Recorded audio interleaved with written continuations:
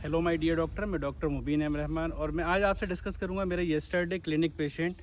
एक पेशेंट मेरे पास में आया था जिससे बहुत समय से ब्लड प्रेशर की मेडिसिन चल रही है और शायद किसी नीम हकीम खतरे जान ने उन्हें यह बताया कि आप लहसुन लीजिए, उससे आपका खून पतला रहेगा, खून पतला रहने से आपका ब्लड प्रेशर नॉर्मल रहेगा। तो वो मेरे पास में जब आए तो उन्होंने जब मैंने केस टेकिंग लिया तो उन्होंने बताया कि वो लगभग 15 दिन से लहसुन जो होती है, लहसुन अर्ली मॉर्निंग ले रहे हैं।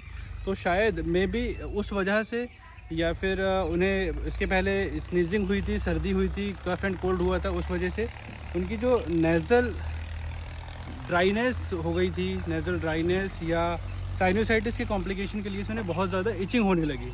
जब उन्हें इचिंग होने लगी तो उन्होंने क्या किया कि नाक में उंगली डालकर अपनी जो नोज़ है, नोज़ल सेप्टा है, नेज़ल सेप्टा है, उसको उन्होंने खुजाया। तो उसकी वजह से उनकी नाक से खून आ गया, जिससे हम मेडिकल टर्मिनोलॉजी में एपिस्टेक्सिस बोलते हैं।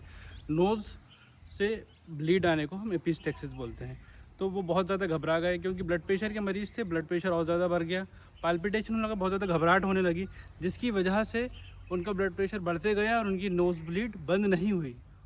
इसीलिए कोई भी ऐसे मरीज़ कभी भी डॉक्टर की सलाह के बिना कोई भी ऐसा स्टेटिन या ऐसा खून पतला करने वाला, ब्लड प्रेशर को कंट्रोल करने वाला आयुर्वेदिक नुस्खा बिना डॉक्टर की सलाह के ना लें।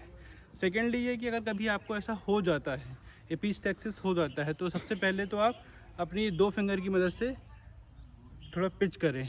तो उससे क्या होगा कि थोड़ी सी आपकी और लाइटली टिल्ट हो, फॉरवर्ड टिल्ट होकर हेड को भी टिल्ट करके थोड़ा सा उसे दबा कर रखें। सेकेंडली ये होता है कि कुछ स्प्रेज आते हैं, तो वो जो स्प्रे आते हैं आप स्प्रे डाल सकते हैं।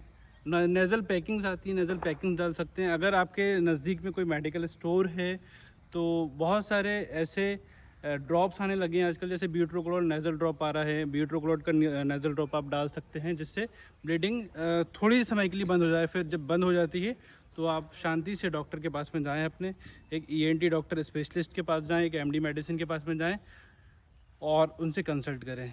इस तरह से मैं ये कहना चाहूँगा कि आप अपनी सेहत का खूब ख्याल रखें और अगली वीडियोज़, इस तरह की अवेयरनेस वीडियोज़ देखने के लिए इस चैनल को सब्सक्राइब करें। Thank you.